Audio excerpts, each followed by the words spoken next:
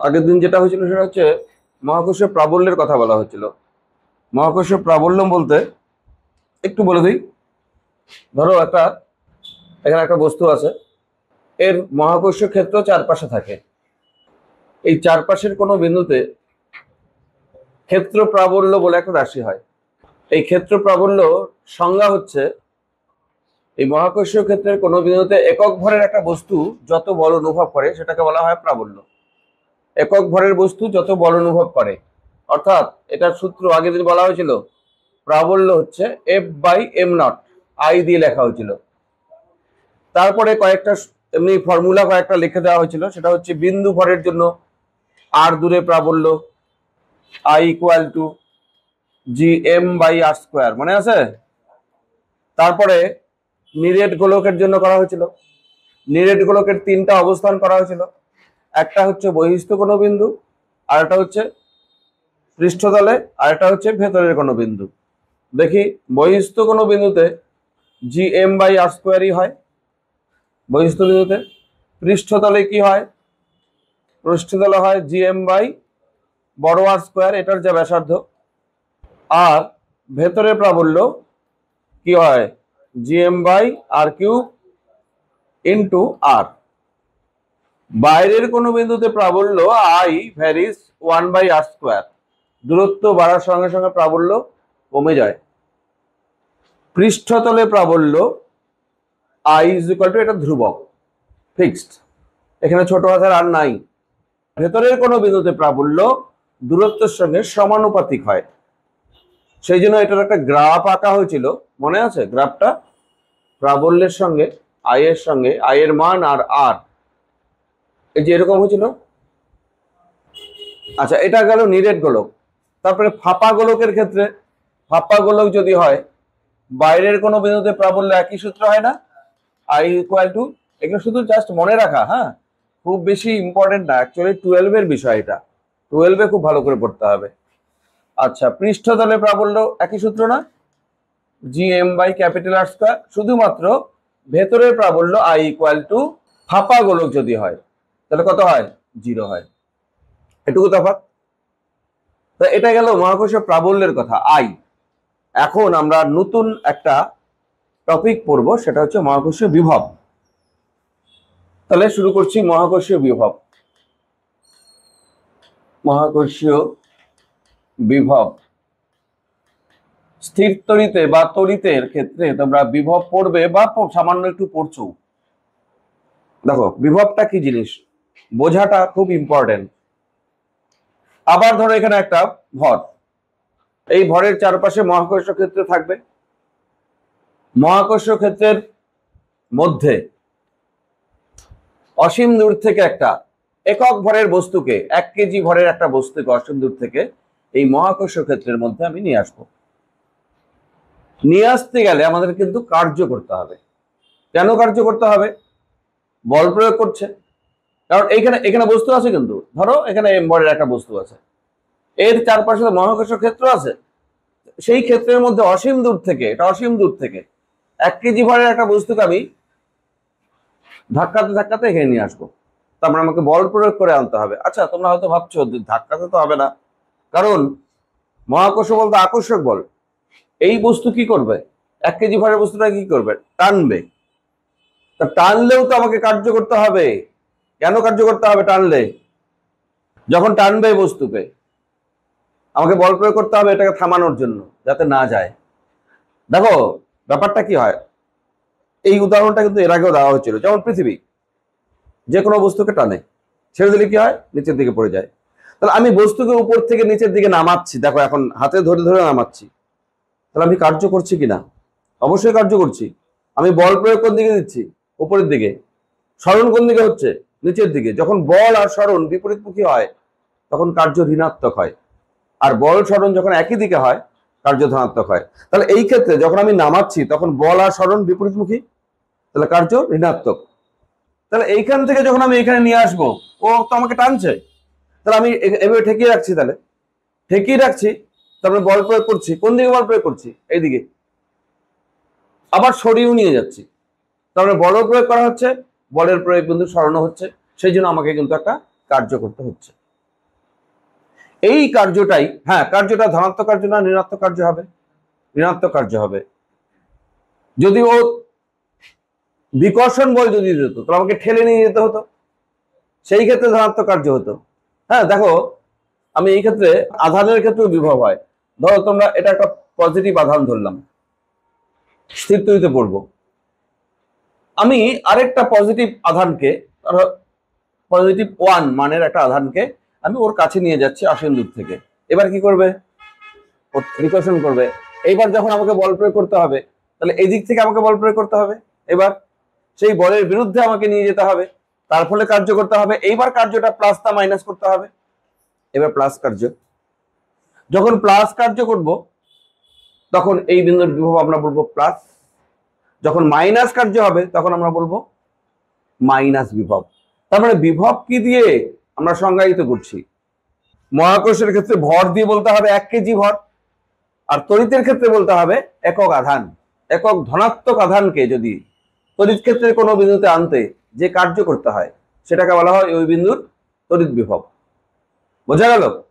আচ্ছা, তড়িৎ বিভব তাহলে প্লাসও হতে পারে, তড়িৎ বিভব মাইনাসও হতে পারে। প্লাস আধানের চতুর্পাশে তড়িৎ বিভব প্লাস। কেন প্লাস হলো? কার্যটা কি হচ্ছে? প্লাস কার্য। আর যদি এটা মাইনাস আধান হতো, মনে করো এটা যদি মাইনাস আধান হতো, তাহলে আমি এই প্লাস আধানকে যদি আমি ওর কাছে নিয়ে যেতাম, কার্য আমার ঋণাত্মক হতো না? কার্য কেন ঋণাত্মক হতো? ও কি করবে? এটাকে এখন আকর্ষণ করবে। তাহলে এবার ঠেকাতে হবে, এইদিকে বল প্রয়োগ করতে হবে, এইদিকে বল আর এইদিকে সরণ, সেই ক্ষেত্রে কার্য হবে ঋণাত্মক।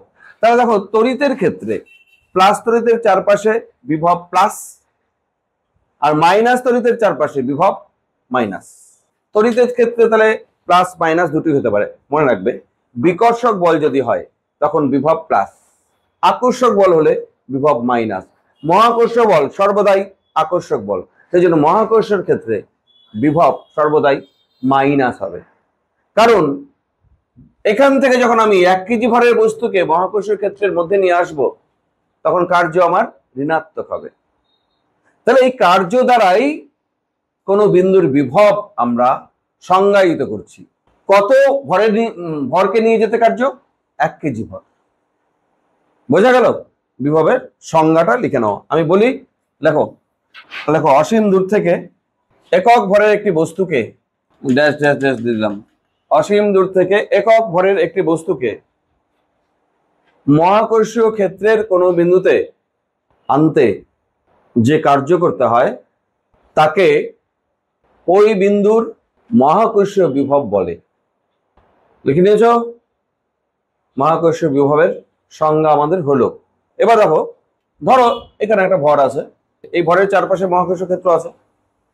তাহলে আমি অসীম দূরের থেকে, এটা অসীম দূর, অসীম দূরের থেকে একক ভরের বস্তুকে এখানে এনে বসাতে যে কার্য করতে হবে তাকে বলা হবে ঠিক এই বিন্দুর বিভব। যে বিন্দুতে এনে বসাবো অসীম দূর থেকে, সেই বিন্দুর বিভব।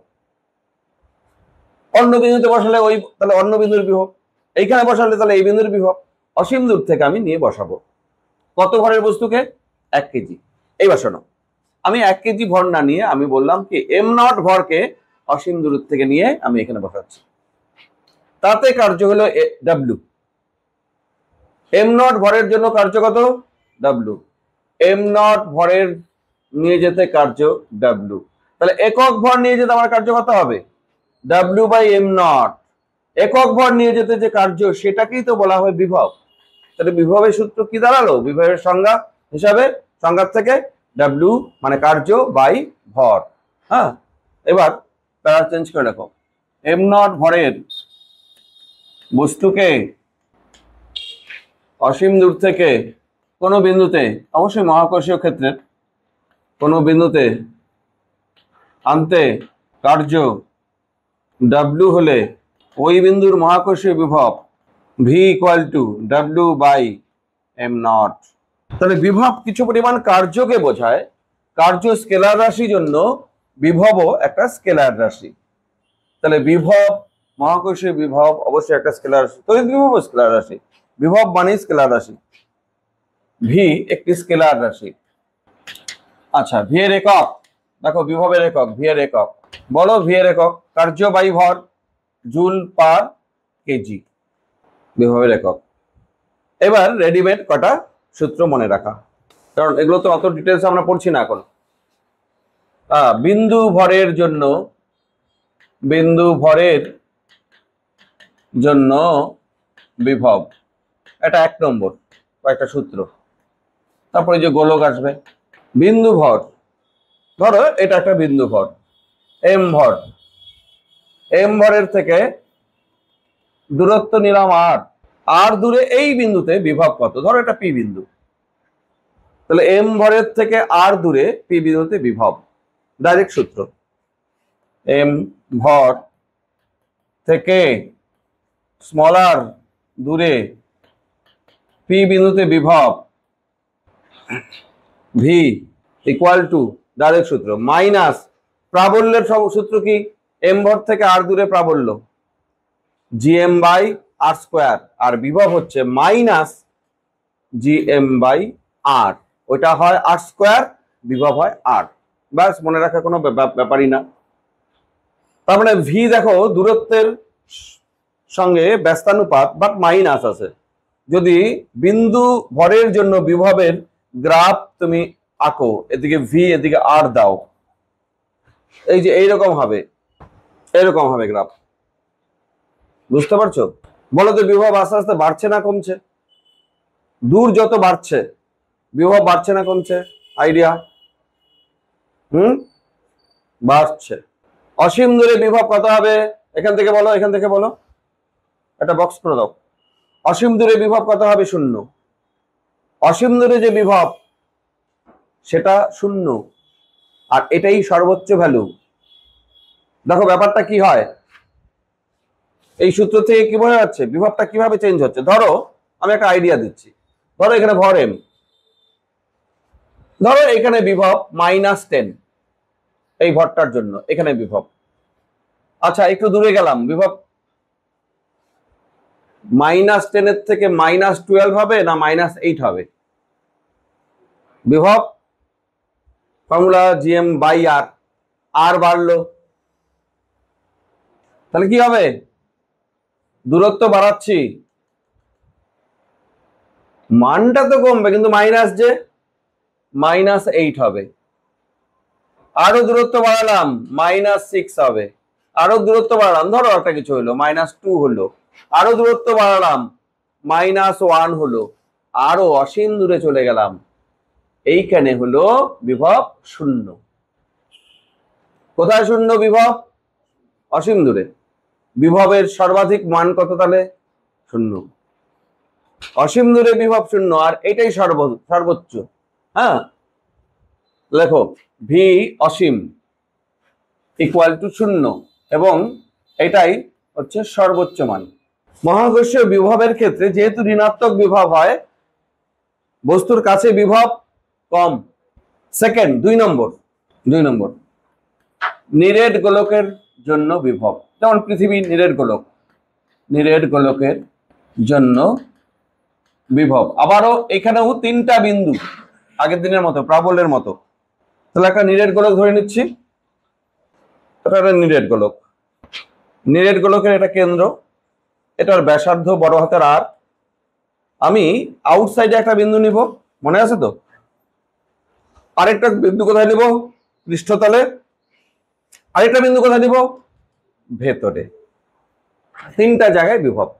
1 নম্বর 2 গোলকের বাইরে, গোলকের বাইরে যখন হবে V out, outside of the sphere, V out minus GM by R, যত দূরত্ব, এটা আর দূরত্ব, তাহলে বাইরের কোনো বিন্দুতে বিভব। প্রাবল্য জিএম বাই আর স্কোয়ার, এটা জিএম বাই আর, আর এখানে মাইনাস নিতেই হবে, বিভব স্কেলার রাশি। এবার গোলকের পৃষ্ঠে হচ্ছে V surface equal to minus G M by capital R. এবার 3 নম্বর ইনসাইডে, ভেতরে, নম্বর 3 গোলকের ভেতরে ভি ইনসাইড, এইটার সূত্র আলাদা, এইটার সূত্র আলাদা। দেখো minus G M by direct মনে রাখো 2r³ এটা কিউব ব্র্যাকেটে 3r² মাইনাস স্মল r²। ভেতরে বিভবের সূত্রটা একটু আলাদা। এবার একটু শোনো, এই সূত্রের কোনো তফাৎ নেই, ফাঁপা গোলকের ক্ষেত্রেও এটাই আসবে, এটাও ফাঁপা গোলকের ক্ষেত্রে এটা আসবে, পৃষ্ঠে আর বাইরে, কিন্তু ভেতরের সূত্রটাই আলাদা। ভেতরের সূত্রটা এটা যেমন দেখো, gm/2r³ into 3r² minus small r²। আচ্ছা, যদি বলা হয় একদম সেন্টারে কত, কেন্দ্রে, গোলকের কেন্দ্রে, কেন্দ্র বলতে তখন আমরা ভাববো r=0, স্মল r=0 হলে কেন্দ্র হয়ে গেল। দেখো স্মল r যদি 0 বসাও, ভি সেন্টার আমি যদি লিখি, কত আসবে? এটা 0 মাইনাস 3/2 gm/r, এটা আসবে না? দেখো এটা যদি 0 বসাও, 3 আছে 2 আছে, 3/2 আসলো, r² আছে r³ আছে, তাহলে নিচে আর আসবে মাইনাস 3/2 gm/r। এইটা একটা জিনিস দেখো, মাইনাস gm/r এটা হচ্ছে গোলকের পৃষ্ঠে, তার মানে 3/2 ইন্টু vs পৃষ্ঠ, সেন্টারে বিভব, নিরেট গোলকের সেন্টারে বিভব, পৃষ্ঠে বিভবের 1.5 গুণ, পৃষ্ঠে বিভবের 1.5 গুণ হচ্ছে সেন্টারে বিভব। দেখো এবার ভিআর গ্রাফ ড্র করো, ভিআর গ্রাফ সলিড নিরেট গোলকের ক্ষেত্রে গ্রাফ, এদিকে আর এদিকে ভি, ভি নেগেটিভ হয়, এখানে গ্রাফটা একটু অন্যরকম, এটা সেন্টারে বিভব মাইনাস 3/2 gm/r, তারপরে বিভব কমে এইভাবে, এটা ডট ডট দিও, এটা r=r, সারফেসের বিভব, সারফেসের বিভবের পরের থেকে বিভব আবার এইভাবে কমে যাবে। এইটুকু ভ্যালু কত? এইটুকু ভ্যালু হচ্ছে মাইনাস 3/2 gm/r, এইটুকু। আর এইটুকু কত? মাইনাস gm/r, এইটুকু। তোমরা এই পাশে লিখো মানটা, আমি ওই পাশে জায়গা ছিল না বলে এই পাশে লিখলাম। তাহলে সেন্টারে বিভব বেশি, মানে মাইনাস দিয়ে হিসাব করলে সেন্টারে বিভব সব থেকে কম আর কি, এটা নিরেট গোলকের ক্ষেত্রে। এবার ফাঁপা গোলকের ক্ষেত্রেও এই তিনটা সূত্র লিখে দিচ্ছি। এবার 3 নম্বর ফাঁপা গোলক। দেখো ফাঁপা গোলক যদি হয় সেই ক্ষেত্রে বিভব কোথায় কোথায় কিরকম হবে। আবারও এই ফাঁপা গোলক, আমরা আবারও এটা কেন্দ্র, এইটা বড় হাতের আর, এটা বাইরের কোনো বিন্দু স্মল আর, এটা ধরো ভেতরের কোনো বিন্দু, এটাও স্মল আর দিয়ে ধরবো। ভি আউট ফাঁপা গোলক কিন্তু এবার 1 নম্বর সূত্র, বাইরে ভি আউট মাইনাস gm/r, একই সূত্র। 2 নম্বর সারফেস, পৃষ্ঠতলে vs equal to minus gm/R, ব্যাসার্ধ দিয়ে। নাম্বার 3 ভেতরে বিভব, ইনসাইড, এইটা একটু আলাদা হবে। কি আলাদা হবে মনে রাখো, ভেতরের বিভব আর পৃষ্ঠতলের বিভব সেম। পৃষ্ঠতলে কত? মাইনাস gm/r, ভেতরের বিভবও মাইনাস gm/r। ভেতরে যে কোনো জায়গায় বিভব পৃষ্ঠতলের সমান, পৃষ্ঠতলের বিভবের সমান। অর্থাৎ তাহলে বলো তো ভি সেন্টার কত? দেখি আইডিয়া করে বলো, সেন্টার আইডিয়া কেন, এখান থেকে বোঝা যাচ্ছে ইনসাইডের যে কোনো জায়গায়, এটা ইনসাইডের যে কোনো জায়গায় বিভব মাইনাস gm/r কনস্ট্যান্ট, তাহলে সেন্টারে কত? ওটাই হবে। হ্যাঁ, সেন্টারে কিন্তু মাইনাস gm/r, সব জায়গাতেই, ভেতরে সব জায়গাতেই বিভব, একদম প্রত্যেকটা পয়েন্টে বিভব মাইনাস gm/r পৃষ্ঠতল পর্যন্ত। এবার তাহলে গ্রাফটা কেমন হবে দেখো, আবারও ভিআর গ্রাফ, ভিআর গ্রাফ কিসের জন্য? ফাঁপা গোলকের জন্য। দেখো ভিআর গ্রাফ কেমন হবে, এদিকে আর এইদিকে ভি যদি হয় একদম ফিক্সড থাকে, কোন পর্যন্ত? পৃষ্ঠতল পর্যন্ত ভ্যালু সমান থাকে, তারপরে এইভাবে হ্রাস পায়। আচ্ছা, এটা হচ্ছে মাইনাস GM বাই R। ভেতরের যে কোনো জায়গায় বিভব সমান, বাইরে হলেই V ভ্যারিজ 1/R হয়ে যাচ্ছে, মনে রাখো। এবার আরেকটা বিষয়, আরেকটা কথা বলে এখানে শেষ করি। প্রাবল্য ও বিভবের সম্পর্ক। প্রাবল্য I দিয়ে লিখি, বিভব V দিয়ে লিখি, এদের মধ্যে একটা সম্পর্ক আছে। এমনি একটা স্কেলার রাশি, একটা ভেক্টর রাশি। দেখো প্রাবল্য ও বিভবের সম্পর্ক তড়িতেও আছে।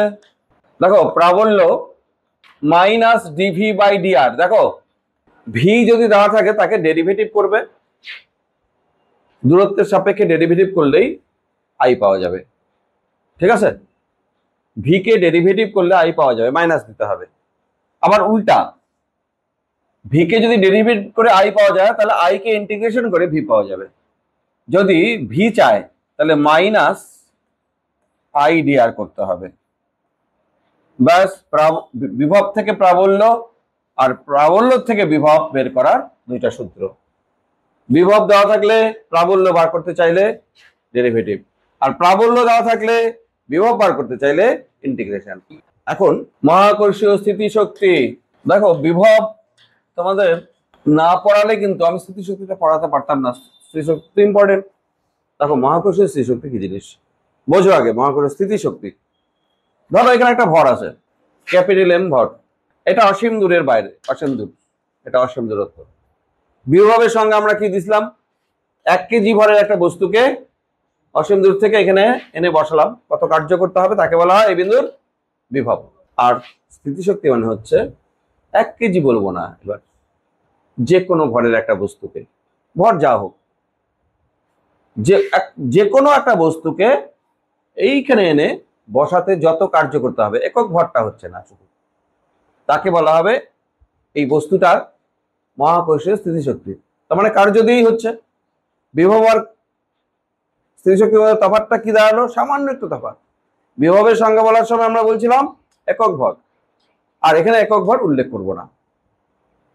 এবার শোনো, ধরো এই বিন্দুতে বিভব V, বলো তো তাহলে এখান থেকে 1 ভরের বস্তুকে, 1 কেজি ভরের বস্তুকে এখানে আনতে কত কার্য করতে হবে? এই বিন্দুর বিভব V, তাহলে একক ভরের বস্তুকে আনতে কত কার্য করতে হবে? উল্টা করে বললাম, বলতে পারছো না। আচ্ছা, একক ভরের বস্তুকে আনতে কত কার্য করতে হয় তাকেই তো বলা হয় বিভব। তাহলে আমি বলে দিলাম বিভব V, তাহলে একক ভরের বস্তুকে আনতে কত কার্য করতে হবে? V কার্য। তাহলে একক ভরের বস্তুকে আনতে কার্য করতে হবে কত? V। এখানে তো যে কোনো ভর অ্যাকচুয়ালি নিতে হবে।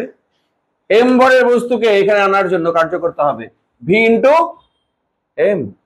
1 ভরের জন্য V কার্য, তাহলে M ভরের জন্য কার্য কত হবে? V into M। তাহলে M ভরের বস্তুর স্থিতিশক্তি হচ্ছে V ইন্টু M। কি করে আসলো? সমস্ত লজিক বোঝো, লজিক বোঝো। বিভব মানে হচ্ছে 1 ভরের জন্য কার্য, তাহলে M ভরের জন্য কার্য কত? V into M। তাহলে M ভরের যে কার্য সেটাই M ভরের স্থিতিশক্তি। বোঝা গেল? হ্যাঁ, এবার স্থিতিশক্তি সংজ্ঞা লেখো। অসীম দূর থেকে কোন বস্তুকে, একক ভর কথাটা শুধু বাদ, বিভবের সংজ্ঞার মধ্যে যা লিখছিলে এখানে একক ভর কথাটা বাদ দাও।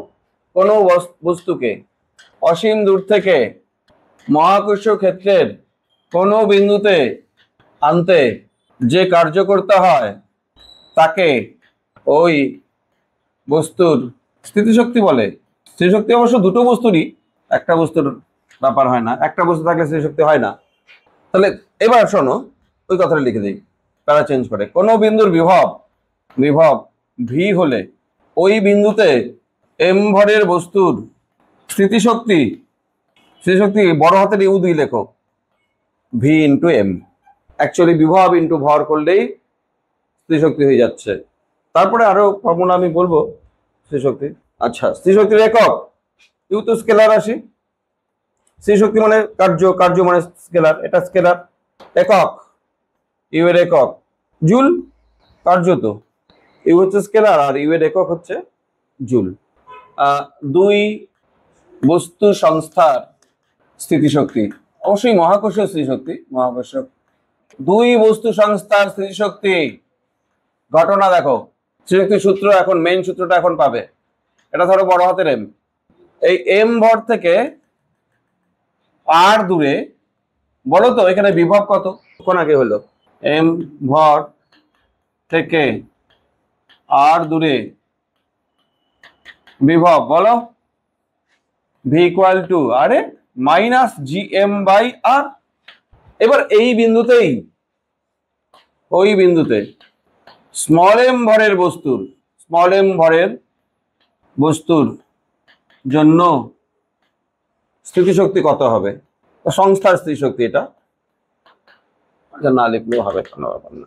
দেখো স্থিতিশক্তি তো U is equal to V into M, তাহলে ভি তো minus G M by R, আর স্মল এম। দেখো স্থিতিশক্তির সূত্র কি আসলো, দুটো বস্তু থাকলে পরস্পর আর দূরে, স্থিতিশক্তির সূত্র এটাই সব থেকে এটাই মেইন সূত্র, কিন্তু এটাই স্মল এম আর ক্যাপিটাল এম ভরের বস্তু আর দূরে অবস্থান করলে তাদের স্থিতিশক্তি minus G M M by R.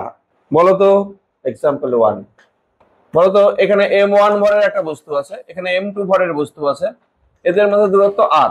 বলতো স্থিতিশক্তি কত? এখানে m, এখানে স্মল m ছিল, আর এখানে m1 m2, তাহলে minus G m1 m2 by r। মনে রাখো স্থিতিশক্তি সূত্র। হ্যাঁ বলো দেখি, ভূপৃষ্ঠে একটা বস্তু আছে, এটা পৃথিবীর ভর ক্যাপিটাল এম, পৃথিবীর ব্যাসার্ধ আর, আর ভূপৃষ্ঠে এখানে একটা বস্তু আছে স্মল এম ভরের। এবার স্থিতিশক্তি কত বলো? একই ওই সূত্রই তো, U equal to minus G M M by তাদের মধ্যে দূরত্ব কত আর। ভূপৃষ্ঠে কোনো বস্তুর স্থিতিশক্তি, তাহলে দেখো এটা মাটির উপরে কোনো বস্তুর স্থিতিশক্তি minus G M M by R, এই সূত্র থেকে সব। আচ্ছা এবার বলো দেখি 3 নম্বর, ভূপৃষ্ঠ থেকে এইচ উচ্চতায় এম ভরের বস্তু রাখলে স্থিতিশক্তি কত হবে? এখানে ধরো না, এখানে এম ভরটা এখানে না রেখে আমি এইচ উচ্চতা রাখলাম, তাহলে মাইনাস বলতেই হবে, জি দুইটা ভর বলতেই হবে, বাই তাদের দূরত্ব এখন এই দুইটা, এইটুকু এইচ বলছি, আর প্লাস এইচ। এইচ উচ্চতায় কোনো বস্তু থাকলে তার স্থিতিশক্তি minus G M M by R plus H, যেটাকে তোমরা এমজিএইচ বলতা। আসলে এমজিএইচ না, আসলে এটা সূত্র হচ্ছে। দুইটা বস্তু থাকলে তাদের স্থিতিশক্তির কথা বলা হলো। এবার তিনটা বস্তু যদি থাকে, এবার লেখো 3 বস্তু সংস্থার মহাকর্ষীয় স্থিতিশক্তি, 3 বস্তু সংস্থার স্থিতিশক্তি। দেখো ব্যাপারটা কি, ধরো এখানে একটা বস্তু, এখানে একটা বস্তু, এখানে একটা বস্তু। আসলে কি, ধরো এটা m1 ভর, এটা m2 ভর, এটা m3 ভর। এই সংস্থাটার স্থিতিশক্তি কত? সংস্থার স্থিতিশক্তি মানে আসলে যতগুলো জোড়া হয়, কয় জোড়া হবে এখানে বলো তো? 3টা ভর থাকলে কয়টা জোড়া? যতগুলো জোড়া সম্ভব। m1 m2 এর মধ্যে একটা জোড়া, m2 m3 এর মধ্যে একটা জোড়া, m1 m3 এর মধ্যে একটা জোড়া, 3টা জোড়া, 3টা টার্ম হবে। 3টা জোড়া মানে 3টা টার্ম। দেখো ব্যাপারটা কি, ধরো এই দূরত্বটা r1 ধরলাম, এই দূরত্বটা r2, এই দূরত্বটা r3। এবার দেখো স্থিতিশক্তি কিভাবে লিখবো আমরা, ইউ ইকুয়াল টু এই জোড়ার জন্য minus G m1 m2 by r1। বুঝতে পারছো? সব স্থিতিশক্তি প্লাস করে দিতে হবে। এবার পরের জোড়া ধরো m2 m3, minus G m2 m3 by r2, minus পরের জোড়া এটা বাকি থাকবে জি m1 m2 m3 বাই ওটা r3। বুঝতে পারছো? তাহলে 3 বস্তু সংস্থার জন্য 3টা টার্ম আসবে, 3টা জোড়া হচ্ছে। 2টা বস্তু হলে একটাই জোড়া, তাই না? 2টা বস্তু হলে একটাই জোড়া, 3টা বস্তু হলে 3টা জোড়া। বলো তো আরেকটা বস্তু নিয়ে আসলাম, 4টা বস্তু, কয়টা টার্ম হবে? দেখো 3টার জন্য এই 3টা তো আছেই, মনে করো এখানে আরেকটা বস্তু নিয়ে আসলাম, এইটার সঙ্গে একটা, এটার সঙ্গে এইটা, এটার সঙ্গে এটা, আরো 3টা বাড়বে। 4টা বস্তু হলে কয়টা টার্ম আসবে? 6টা। আচ্ছা বলো তো আরেকটা বস্তু আনলাম, 5 নম্বর বস্তু, আরো কয়টা বাড়বে? আরো 4টা বাড়বে। এই যে এটার সঙ্গে এটা এটা এটা এটা এটা আর এই যে এটা 6টা ছিল, আরো 4টা বাড়বে, 10টা হবে। n সংখ্যক ভরের ক্ষেত্রে ওই জোড়ার সংখ্যা বা পদ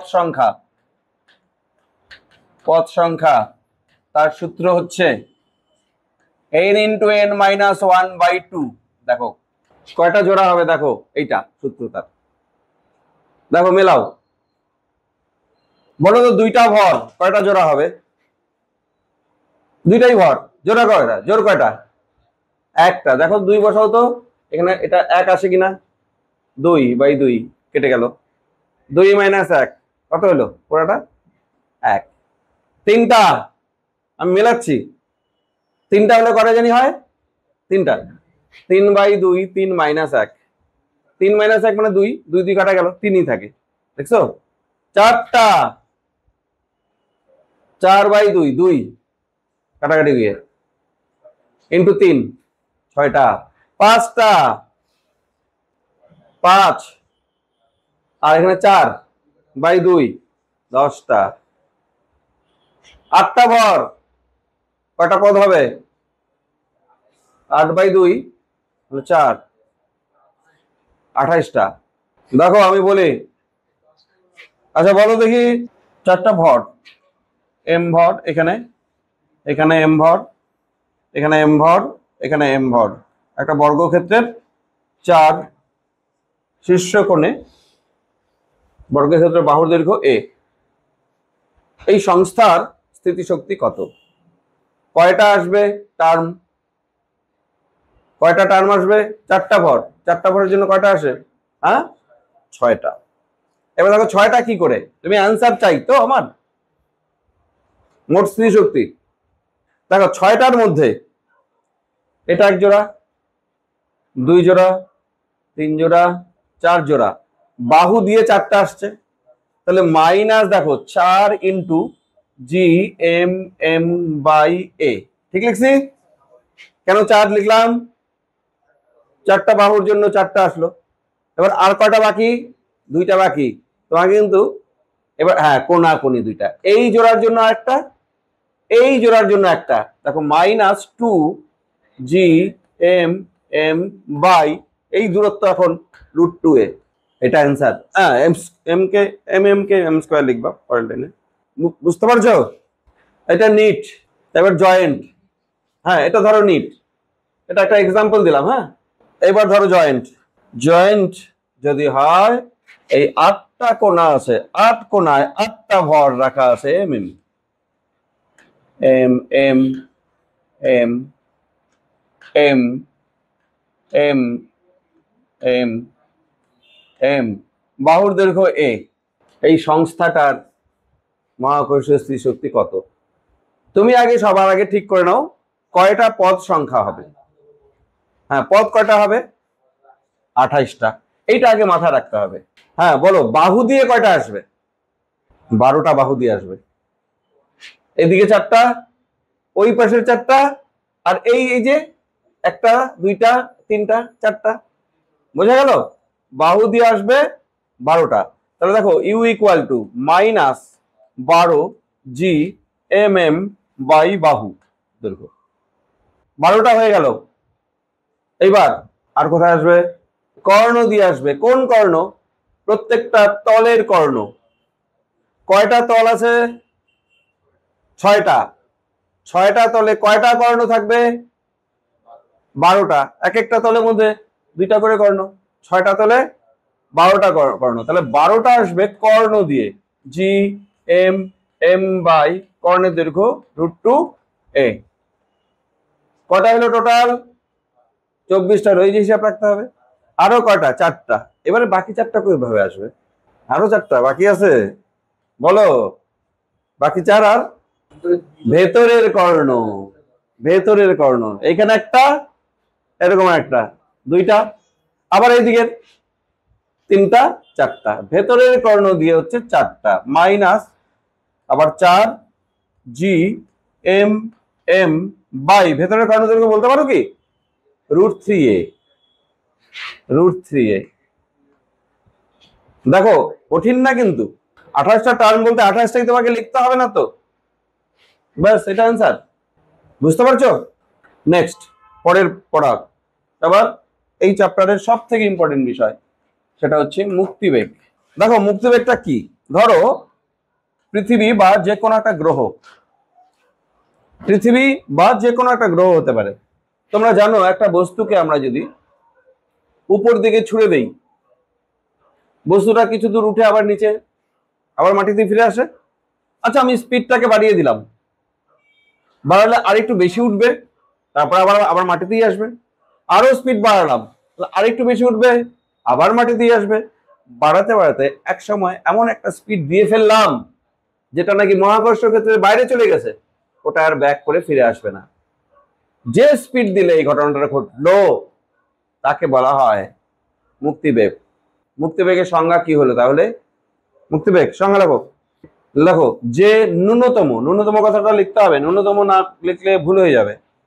যে ন্যূনতম বেগে, হ্যাঁ সংজ্ঞাটা, যে ন্যূনতম বেগে কোনো বস্তুকে গ্রহের পৃষ্ঠ থেকে উৎক্ষেপ করলে, ছুড়ে দিলে লিখতে পারো, উৎক্ষেপ করলে বা ছুড়ে দিলে ওই বস্তুটি আর ওই গ্রহের পৃষ্ঠে ফিরে আসে না, অর্থাৎ ওই গ্রহের মহাকর্ষ ক্ষেত্র ছাড়িয়ে চলে যায়, মহাকর্ষ ক্ষেত্রের বাইরে চলে যায়, ওই গ্রহের মহাকর্ষ ক্ষেত্রের বাইরে চলে যায়, তাকে মুক্তিবেগ বলে। মুক্তিবেগ ইংরেজি এসকেপ ভেলোসিটি। এসকেপ মানে হচ্ছে মুক্তি, এসকেপ করা, এসকেপ থেকে ই, ভিই দিয়ে লেখা হয়, ইংলিশে লিখলে এসকেপ ভেলোসিটি লিখতে হয় ই দিয়ে। হ্যাঁ তাহলে সংজ্ঞা হলো। এবার দেখো মুক্তিবেগের রাশিমালা নির্ণয়, এটাই আসবে রাশিমালা নির্ণয়। রাশিমালা নির্ণয়ের ক্ষেত্রে আমি একটা কথা তোমাদের বলে দেই, মহাকর্ষীয় বল হচ্ছে একটা সংরক্ষী বল। সংরক্ষী বলের ক্ষেত্রে মোট যান্ত্রিক শক্তি সর্বদা ধ্রুবক থাকে। যান্ত্রিক শক্তি বলতে স্থিতিশক্তি আর গতিশক্তির যোগফল সবসময় ধ্রুবক থাকে। তাহলে একটা বস্তুকে যখন আমি ভূপৃষ্ঠ থেকে ছুড়ে দিব, যে কোনো জায়গায় মোট শক্তি সমান, যে কোনো জায়গায়। এবার এইটা মনে করো পৃথিবী, এটা মনে করো পৃথিবী বা কোনো গ্রহ, গ্রহের পৃষ্ঠ থেকে আমি ছুড়ে দিলাম একটা বেগে, কি বেগে? ভিই বেগে, কারণ এটা ফিরে আসবে না। তাহলে এইখানে বস্তুটার স্থিতিশক্তিও আছে, গতিশক্তিও আছে। স্থিতিশক্তির মান কত? বস্তুর ভর যদি স্মল এম হয়, পৃথিবীর ভর যদি ক্যাপিটাল এম হয়, এটার ভর যদি স্মল এম হয়, বলতো এই বিন্দুতে স্থিতিশক্তি কত? Minus G M M by বড় আর হলো স্থিতিশক্তি। এবার এখানে গতিবেগ দিচ্ছ কত? ভিই, তাহলে গতিশক্তি থাকবে half M V square, half M V square. তাহলে এইখানকার গতিশক্তি আর স্থিতিশক্তির যোগফল পেয়ে যাচ্ছ মোট শক্তি। আমি বলছি যে কোনো জায়গায় মোট শক্তির পরিমাণ সমান থাকবে। এটা যখন অনেক দূরে চলে যাবে, অনেক দূর মানে কোথায়? মহাকর্ষ ক্ষেত্রের বাইরে। মহাকর্ষ ক্ষেত্রের বাইরে বলতে অসীম দূর। অসীম দূর, অসীম দূরে যখন যাচ্ছে তখন এর গতিবেগ কমতে কমতে গিয়ে গতিবেগ শূন্য হবে। তাহলে গতিশক্তি কত হবে? শূন্য। এবার স্থিতিশক্তি বাড়তে বাড়তে বাড়তে বাড়তে গিয়ে অসীম দূরে স্থিতিশক্তি জিরো। তাহলে এইখানকার মোট শক্তি কত হলো? এইখানকার মোট শক্তি জিরো প্লাস জিরো, জিরো। আর এইখানকার মোট শক্তি একটু আগে হিসাব করলাম, তাহলে এইখানকার মোট শক্তি আর এখানকার মোট শক্তি সমান করে দিব, ব্যাস মুক্তিবেগের মান বেড়ে যাবে। বুঝতে পারছো কিভাবে করছি আমরা? তা ধরি পৃথিবীর ভর, পৃথিবীর ভর ক্যাপিটাল এম, বস্তুর ভর স্মল এম, মুক্তিবেগ ভিই, পৃথিবীর ব্যাসার্ধ। ও পৃথিবী না দিয়ে তুমি গ্রহ দিতে পারতে, হ্যাঁ শুধু পৃথিবীর ক্ষেত্রে কেন, যে কোনো গ্রহের ক্ষেত্রেই পৃথিবীর ব্যাসার্ধ আর, হ্যাঁ তুমি গ্রহ লিখতে পারো পৃথিবীর জায়গায়। যান্ত্রিক শক্তি সংরক্ষণ নীতি অনুযায়ী, যান্ত্রিক শক্তি সংরক্ষণ নীতিকে সংক্ষেপে কি লিখতাম আমরা? হ্যাঁ, কাম থেকে ভূপৃষ্ঠে মোট শক্তি মোট যান্ত্রিক শক্তি আর কি, সমান সমান কোথায়, অসীম দূরে, দূরে মোট যান্ত্রিক শক্তি। ভূপৃষ্ঠে মোট যান্ত্রিক শক্তি বলতে একটা স্থিতিশক্তি আছে সারফেস, প্লাস গতিশক্তি আছে সারফেস, এস মানে হচ্ছে ভূপৃষ্ঠ, আর অসীম দূরে U infinite plus K infinite. U plus K সবসময় ধ্রুবক যে কোনো জায়গায়। হ্যাঁ, সারফেসে স্থিতিশক্তি তোমরাই বললে minus G M M by R, plus গতিশক্তি হাফ স্মল এম ভিই তার স্কোয়ার, আর এটাও জিরো এটাও জিরো, और हाफ एम ভিই তার square equal to G, plus মাইনাসটা প্লাস হয়ে গেল। দেখো স্মল এমটা কেটে গেল দুই পাশ থেকে, স্মল এম না থাকা মানে স্মল এম এর উপর নির্ভর করে না, কে মুক্তিবেগ বস্তুর ভরের উপর নির্ভর করে না। আমি আচ্ছা লিখে দিব, और পরের লাইনে এখানে লিখে দেখি, তাহলে ভি স্কোয়ার কত হয়, 2gm by R, R V কত হলো স্কোয়ার রুট 2gm বাই আর। এটা মুক্তিবেগের রাশিমালা, যে কোনো প্ল্যানেট গ্রহ উপগ্রহ যাই বলো তার পৃষ্ঠের মুক্তিবেগ এটা। এবার স্পেশালি পৃথিবীর ক্ষেত্রে একটু চেঞ্জ করব এটাকে। পৃথিবীর ক্ষেত্রে ভূপৃষ্ঠে অভিকর্ষজ ত্বরণ বলো দেখি কত, সূত্র চাই। ভূপৃষ্ঠে অভিকর্ষজ ত্বরণ মনে আছে কিনা, G equal to G M by R square, তাহলে জি ইন্টু এম মানে জি আর স্কোয়ার। তাহলে ভূপৃষ্ঠে মুক্তিবেগ আমি স্পেশালি যদি লিখি ভিই ইকুয়াল টু 2gm ছিল মানে জি আর স্কোয়ার হলো, বাই ক্যাপিটাল আর ছিল, দেখো স্কোয়ার রুট 2g ইন্টু আর। ভূপৃষ্ঠের ক্ষেত্রে এখন আমরা এই ভ্যালুগুলো তো জানি, ভূপৃষ্ঠে জি এর মান 9.8, আর এর মান পৃথিবীর ব্যাসার্ধ এটাও জানি আমরা, ওগুলো বসাও। G equal to 9.8 metre per second square এবং আর ইকুয়াল টু 6400 কিলোমিটার বসিয়ে পাই একবারে ভি সমান সমান 2 ইন্টু 9.8 ইন্টু 6400 ইন্টু 10⁻³ এইটা আসে 11.2 কিলোমিটার পার সেকেন্ড মুক্তিবেগের মান। কোথায়, ভূপৃষ্ঠে। ভূপৃষ্ঠে মুক্তিবেগের মান মানে 11.2 কিলোমিটার পার সেকেন্ড গতিবেগ দিলে ওই বস্তু আর পৃথিবীতে ফিরে আসবে না। অনেক গতিবেগ কিন্তু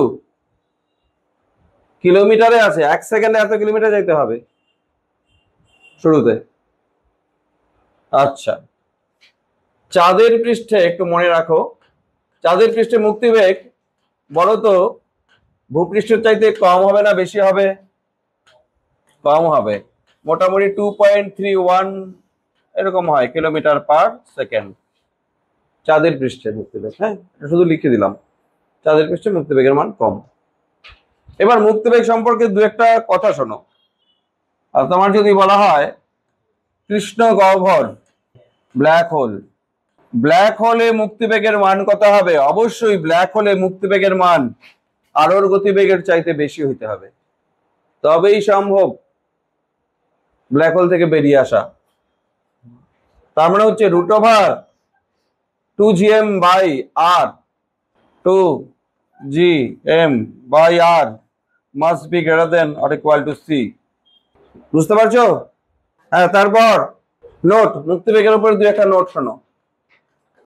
মুক্তিবেগ বস্তুর ভরের উপর নির্ভর করবে। একটা ভারী বস্তুকে ছুড়ে দিলে 11.2 কিলোমিটার পার সেকেন্ড, তো একটা ভারী বস্তুর ক্ষেত্রে 11.2, একটা হালকা বস্তুর ক্ষেত্রেও কিন্তু 11.2 ভরের উপর নির্ভর করে না, তো বস্তুর ভরের উপর নির্ভর করে না। হ্যাঁ, তাহলে 1 নম্বর নোট, ইম্পর্টেন্ট পয়েন্ট এগুলো। মুক্তিবেগ মানে ভি বস্তুর ভরের উপর, যাকে ছুড়ে দিচ্ছি বস্তুর ভরের উপর নির্ভর করে না।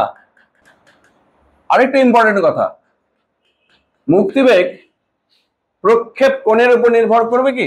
তোমাদের কি আইডিয়া? এটা মনে করো পৃথিবী, আমি সোজা ছুড়লাম, ধরো সোজার ক্ষেত্রে 11.2 কিলোমিটার পার সেকেন্ড মুক্তিবেগ দিলে আর ফিরে আসে না। আমি তেরা ছুড়লাম, তাহলে গতিবেগ কত লাগবে মুক্তিবেগ হইতে গেলে? একই, প্রক্ষেপ কোণের উপর নির্ভর করে না। থিটা তো নাই, ভি প্রক্ষেপ কোণের উপর নির্ভর করে না। 3 নম্বর, চাঁদের পৃষ্ঠে বায়ুমণ্ডল নেই, এর কারণ মুক্তিবেগ। কেন বায়ুমণ্ডল নেই? মুক্তিবেগের জন্য। আবার এরকম আরেকটা প্রশ্ন আসে, আমি এখানে দুইটা আমি ডিটেলস বলবো না, বুঝে নাও। ভূ পৃষ্ঠে পৃথিবীর বায়ুমণ্ডলে হালকা গ্যাসের দুষ্প্রাপ্যতা, এর কারণও মুক্তিবেগ। এই দুইটা আমি বোঝাবো, লেখাচ্ছি না। আচ্ছা শোনো, গ্যাস অণুগুলি সর্বদা ছুটাছুটি করে। গ্যাস অণুগুলির যে বেগ নিয়ে ছুটাছুটি করে, আমরা আরএমএস বেগ ধরি, সেটাকে ভি আরএমএস বলি আর কি বেগ। তার ফর্মুলা হচ্ছে 3kT/m। খেয়াল করো, গ্যাস অণুর বেগ কার উপর নির্ভর করছে? একটা হচ্ছে তাপমাত্রার উপর নির্ভর করে। তাপমাত্রা বেশি হলে গ্যাস অণুর গতিবেগ বেশি হবে। আবার ভরের উপর নির্ভর করে গ্যাস অণুর, ভর বেশি হলে গতিবেগ কম হবে, ব্যস্তানুপাত আছে। ঠিক আছে? পৃথিবীর পৃষ্ঠ এক সময় সমস্ত গ্যাস ছিল ভূপৃষ্ঠের বায়ুমণ্ডলে। এক সময় বলতে কোন সময়? যখন পৃথিবী তৈরি হয়, পৃথিবী সৃষ্টি হয়, ধারণা করা হয় সূর্যের থেকে সৃষ্টি হয়। সূর্যে দেখো সমস্ত গ্যাসই আছে, হাইড্রোজেনও আছে, হিলিয়াম গ্যাসও আছে, এরকম হালকা গ্যাসগুলো আছে।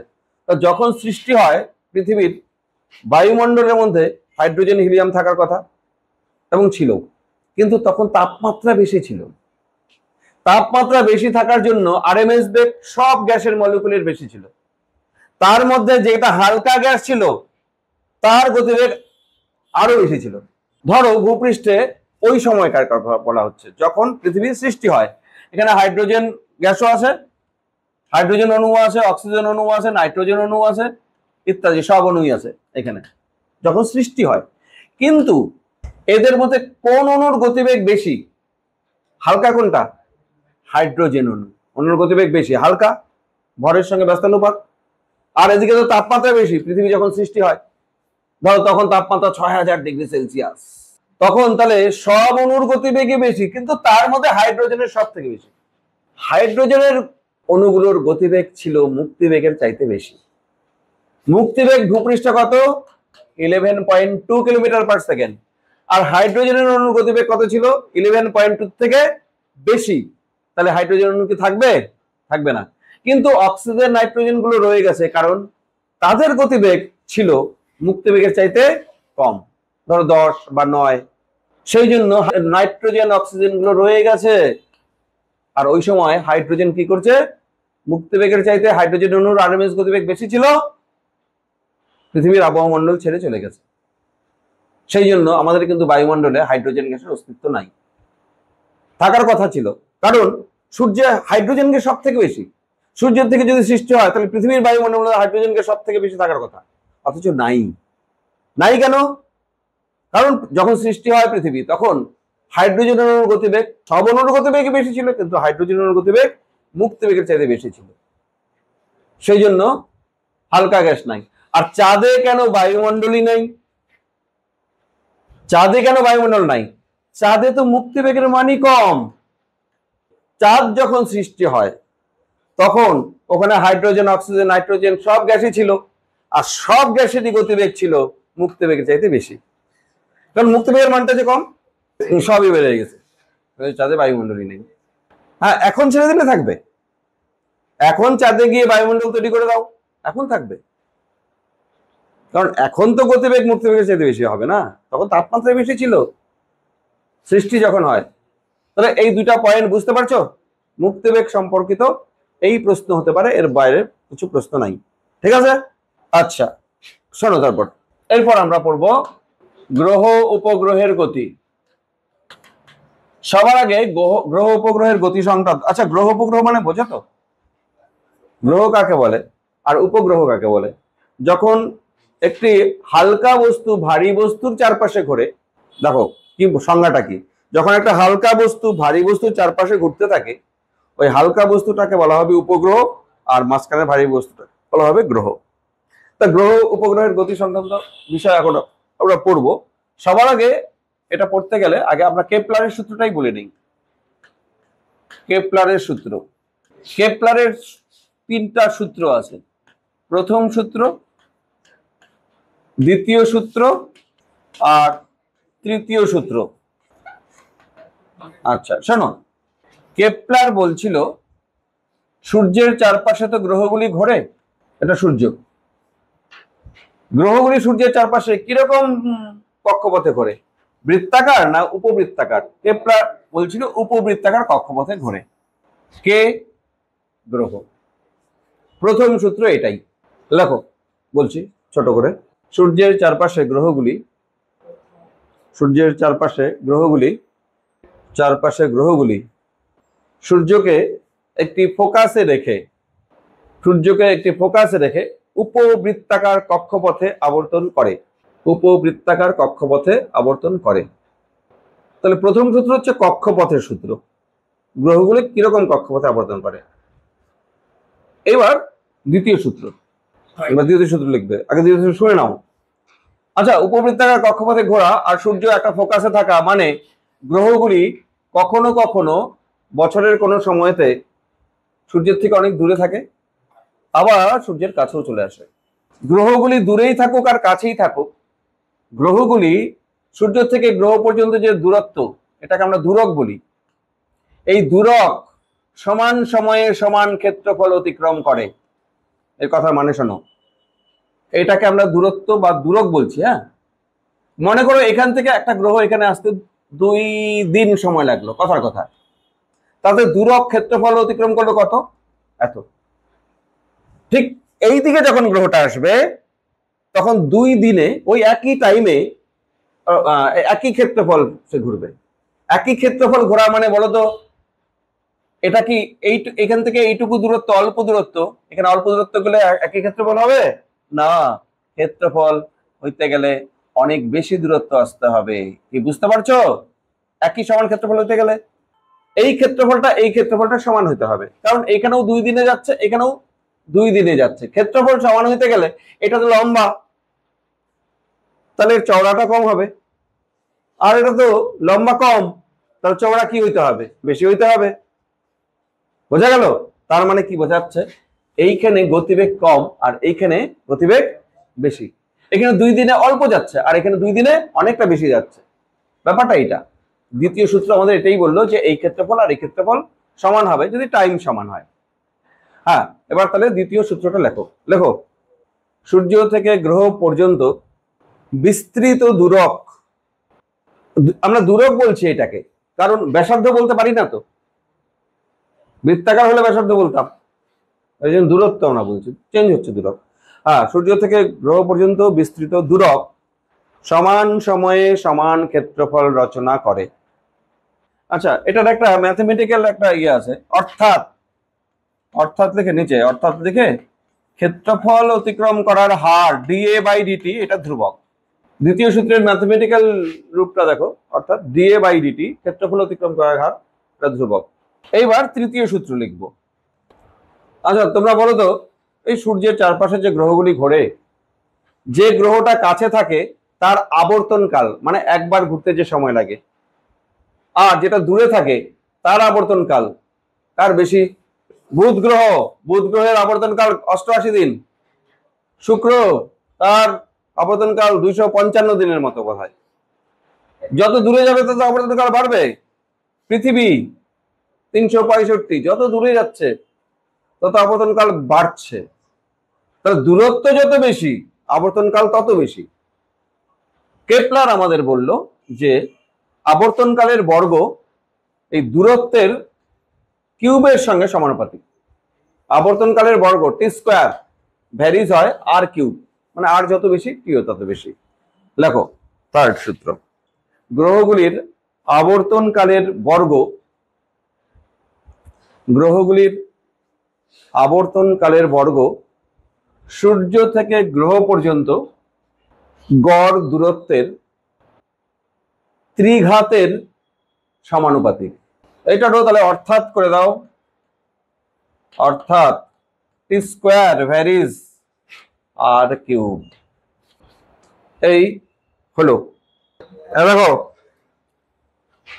একটা কামান ভূপৃষ্ঠের থেকে কিছুটা উপরে রাখা আছে, অনুরূপভাবে গোলা ছুটবে। দেখো কামান থেকে গোলা ছোড়া হবে, মাটিতেই পড়লো, এসে গতিবেগ কম ছিল বলে মাটিতেই পড়লো, গতিবেগ আরেকটু বাড়াই তাও মাটিতেই পড়লো। বাড়তে বাড়তে এবার দেখো গতিবেগ 7.9 কিলোমিটার পার আওয়ার দিচ্ছি, বেশি গতিবেগ দিয়ে ফেললাম। কত দিলাম? 7.9। এখানে দেখো 7.9 কিলোমিটার পার সেকেন্ড। এত কিলোমিটার পার সেকেন্ড গতিবেগ দিলে সেটা স্যাটেলাইট হয়ে যায়, ঘুরতে থাকবে পৃথিবীর চারপাশে, তার মানে উপগ্রহ হয়ে গেল। আচ্ছা আর একটু বেশি জোরে ছুরি তো, থামাই, 7.9 এর থেকে বেশি, এটাও উপগ্রহ, এটাও তো ঘুরছে চারপাশে, কক্ষপথটা চেঞ্জ হয়ে গেল, এবার উপবৃত্তাকার কক্ষপথ হলো। আমি আরেকটু গতিবেগ বাড়াই, তাও উপবৃত্তাকার কক্ষপথ, বুঝতে পারছো? এইবার দেখো আমি যদি আরো গতিবেগ বাড়াই 11.2 কিলোমিটার পার সেকেন্ড, তাহলে কি হবে? মুক্তিবেগ হয়ে যাবে, থাকবে ভূপৃষ্ঠে আর ফিরে আসবে? তাহলে এত গতিবেগে 11.2 এটাই হচ্ছে মুক্তিবেগ। তাহলে এখানে দুইটা গতিবেগের মান মনে রাখো, একটা 7.9 বৃত্তাকার পথে একটা স্যাটেলাইট ঘোরার জন্য গতিবেগ লাগবে 7.9 কিলোমিটার পার সেকেন্ড, আর পৃথিবীর মহাকর্ষ ক্ষেত্র ছাড়িয়ে চলে যেতে হলে গতিবেগ লাগবে 11.2 কিলোমিটার পার সেকেন্ড। এই দুইটা মান মনে রেখো, মাথায় রেখো। এই হলো আজকের পড়া।